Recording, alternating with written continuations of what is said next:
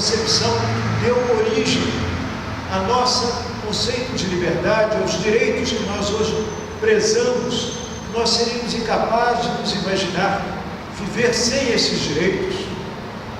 Sempre foi pensado política e linguagem, política e comunicação, direito de participar e direito de falar.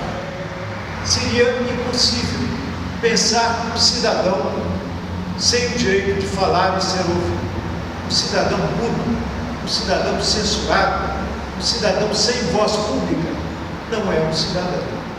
E não é possível construir uma democracia sem que haja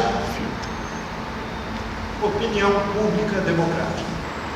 Esta ideia fundamental, ela foi negada em 3 grandes experiências históricas. A primeira experiência histórica, que talvez tenha sido uma experiência limite de barbárie da humanidade, é a experiência do totalitarismo nazi-fascista. Ali se criou a ideia do homem-massa. Foram desenvolvidas técnicas novas de propaganda baseadas em discurso do ódio e em culturas do fanatismo.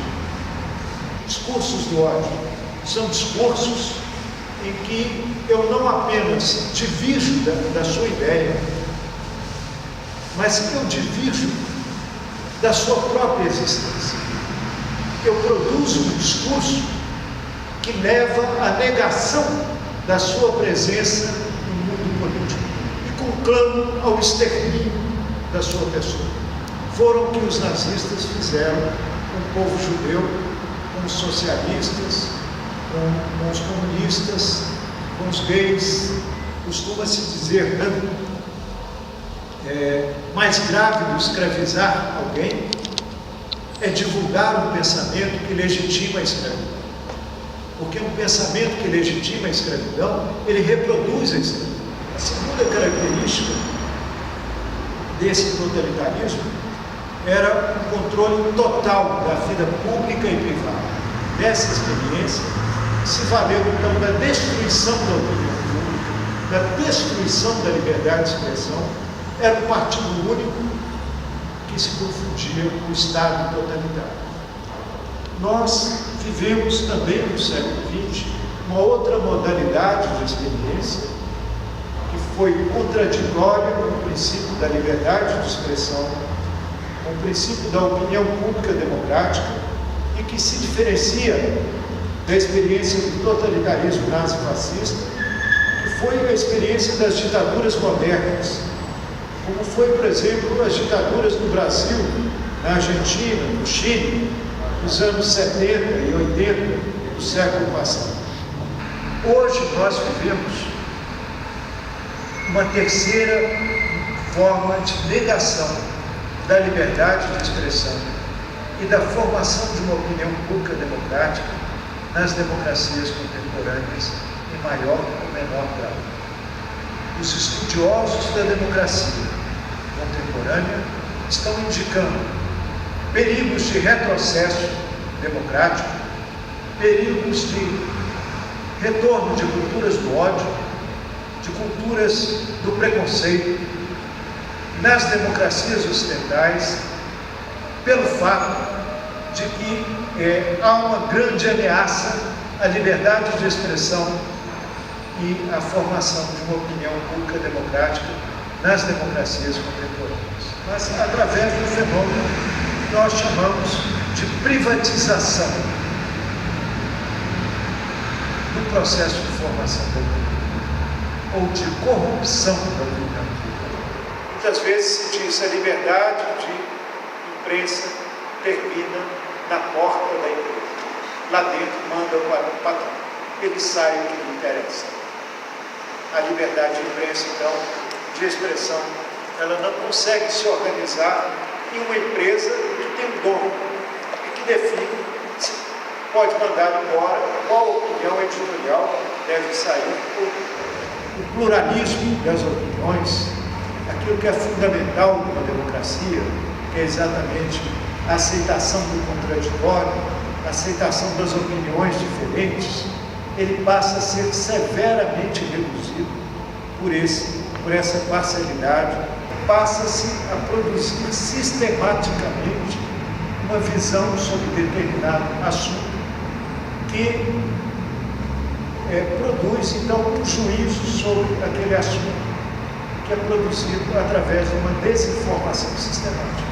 A professora Marilena Chauí, no entanto, formula uma hipótese mais avançada ainda do que a desinformação sistemática.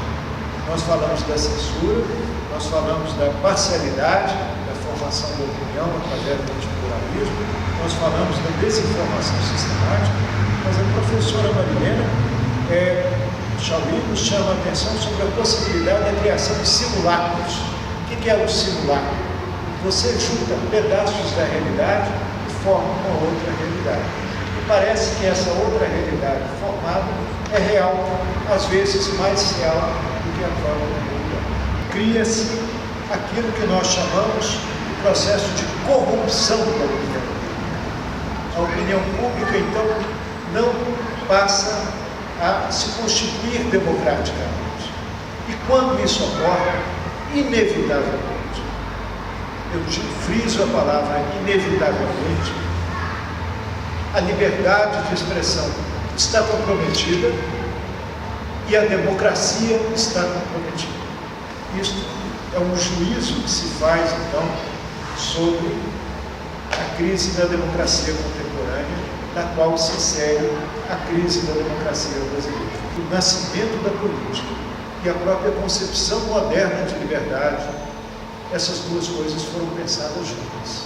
O direito de voto e o direito de voz. Essas coisas começaram a se separar nas democracias contemporâneas. Isso está levando a uma crise de representação política profunda e a uma crise de legitimidade das democracias contemporâneas.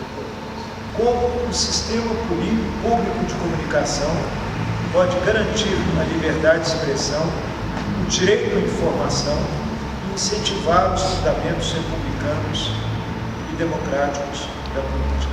Toda pessoa tem o direito de ser informado sobre os assuntos relevantes que afetam a sua vida. Esse é o direito básico da informação.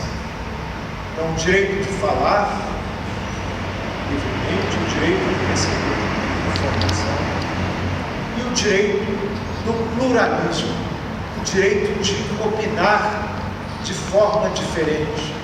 Passou-se a defender os direitos das minorias, terem voz, serem ouvidas, nas democracias.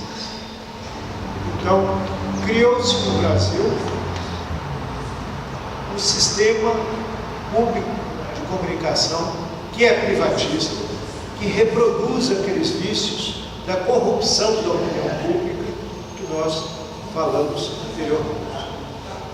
Eu terminaria, então, nesse contexto, uma pergunta final. Como uma rádio pública poderia contribuir para a formação do cidadão e da democracia brasileira? Em primeiro lugar, garantir o direito de voz pública, o direito de falar e ser ouvido para uma legião de cidadãos brasileiros que não têm o direito de falar e ser ouvido.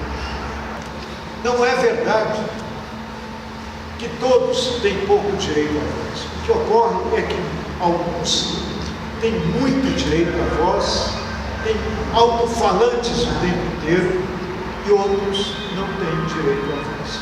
Então, o papel de uma rádio pública é cultivar os direitos humanos, entendidos no sentido amplo, não de forma acadêmica, mas aquilo que eles expressam da esperança das pessoas comuns. Então, falar dos direitos humanos é falar da esperança das pessoas.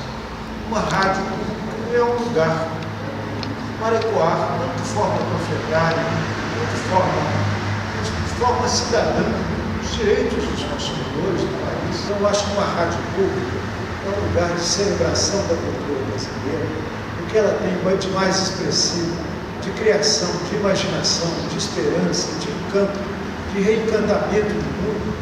E eu penso que se a Rádio Confidência conseguisse cumprir esse papel de dar voz ao cidadão que não tem voz, ser um lugar onde as pessoas encontram o seu direito perdido na rua, o direito reencontrado na rua, reencontrado no lugar público, né?